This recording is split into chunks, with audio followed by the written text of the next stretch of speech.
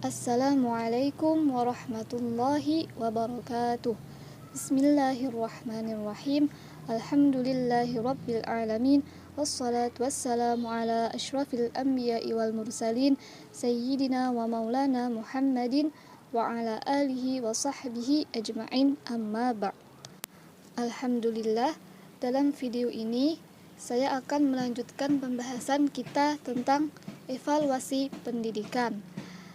Pada video kali ini, kita akan membahas tentang jenis-jenis prinsip dalam penilaian.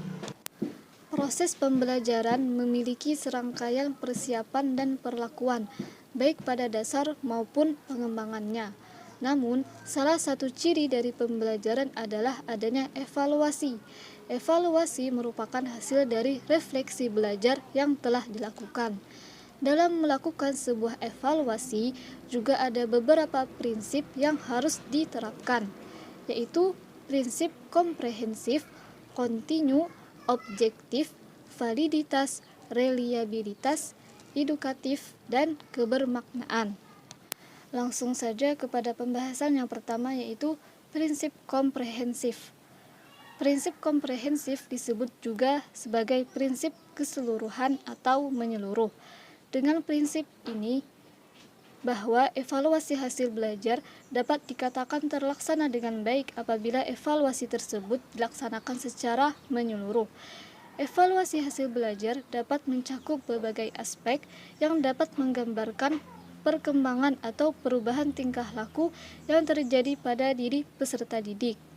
Dalam hal ini, evaluasi hasil belajar di samping dapat mengungkap aspek proses berpikir atau kognitif, juga dapat mengungkap aspek kejiwaan lainnya, yaitu aspek nilai dan norma atau sikap, dan aspek keterampilan yang melekat pada diri masing-masing individu peserta didik.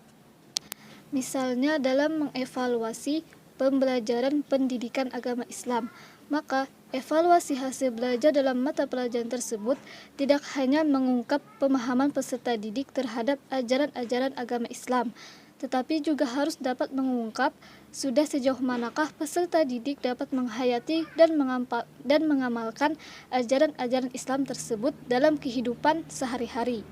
Dengan melakukan evaluasi hasil belajar secara menyeluruh, akan diperoleh bahan-bahan keterangan dan informasi yang lengkap mengenai keadaan dan perkembangan subjek yang sedang dijadikan sasaran evaluasi. Prinsip yang kedua yaitu prinsip kontinu. Prinsip kontinu yang dimaksudkan di sini adalah evaluasi hasil belajar yang dilaksanakan secara teratur, sambung menyambung dari waktu ke waktu.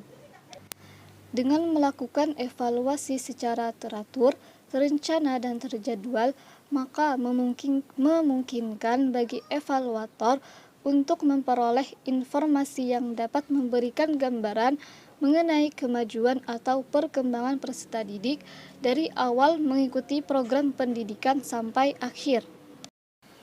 Prinsip yang ketiga yaitu prinsip objektif.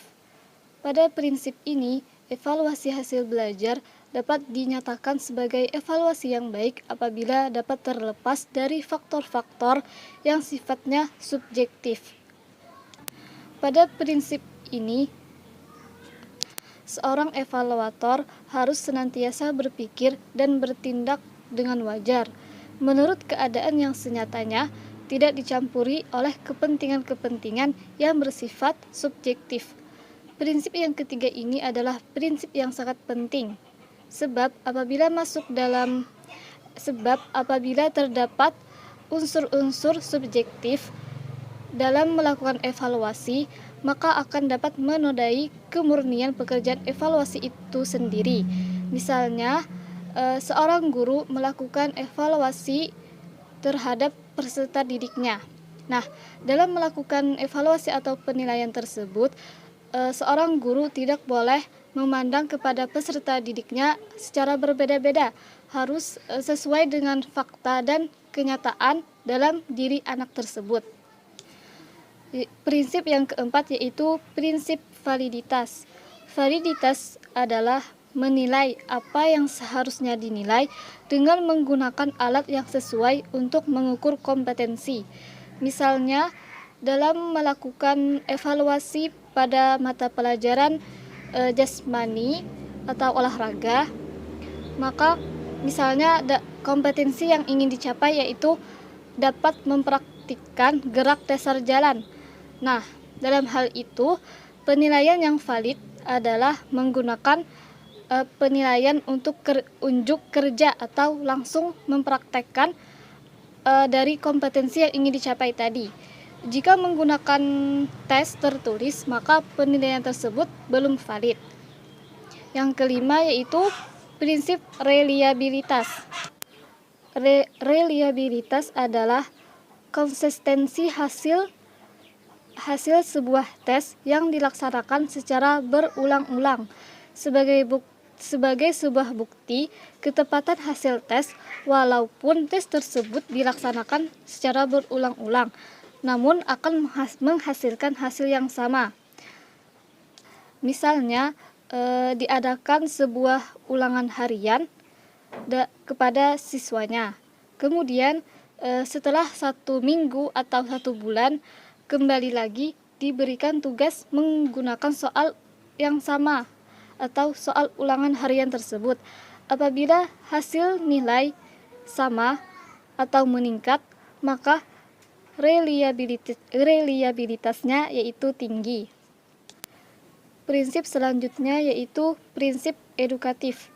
Edukatif adalah suatu tes hasil belajar di mana penilaian tersebut mempunyai suatu tujuan untuk dapat mengetahui sejauh mana peserta didik telah terbentuk atau sudah sesuai dengan tujuan pengajaran yang telah ditentukan setelah mereka mengikuti sesuatu proses pembelajaran dalam jangka waktu tertentu. Prinsip ini mempunyai fungsi untuk memantau di mana untuk dapat mengetahui kemampuan belajar siswa dalam kesehariannya pada proses kegiatan belajar mengajar demi memberikan suatu umpan balik baik kepada siswa maupun seorang guru. Biasanya di sekolah tes penilaian edukatif ini ditekankan pada bahan-bahan pelajaran yang akan diajarkan oleh seorang guru. Setelah guru mengadakan suatu tes edukatif, maka alangkah lebih baik ditindaklanjuti jika ada bagian-bagian yang belum dikuasai oleh peserta didik. Jadi, sebelum melanjutkan ke pembahasan yang baru, terlebih dahulu guru mengulangi atau menjelaskan kembali bagian-bagian yang belum dikuasai atau dipahami oleh peserta didik. Dengan adanya evaluasi edukatif ini akan memperbaiki tingkat penguasaan materi dari peserta didik dan sekaligus memotivasi mereka untuk memperbaiki suatu proses pembelajaran. Prinsip selanjutnya yaitu prinsip kebermaknaan. Yang dimaksud dari prinsip penilaian kebermaknaan ini adalah suatu penilaian yang pelaksanaannya itu dilakukan pada akhir tahun atau akhir program. Atau yang lebih sederhananya lagi yaitu penilaian yang dilakukan pada akhir semester dari akhir tahun. Tujuannya adalah untuk melihat hasil yang dicapai oleh siswa, sejauh manakah tujuan dari kurikulum yang telah berhasil dikuasai oleh para peserta didik. Pada penilaian ini lebih mengarah kepada hasil pencapaian akhir pembelajaran. Jadi intinya pada prinsip ini penilaian yang dilaksanakan pada akhir tahun atau akhir semester untuk mengetahui keberhasilan yang dikuasai oleh para peserta didik. Sampai di sini saja pembahasan kita pada kali ini dan kita akan sambung di lain waktu.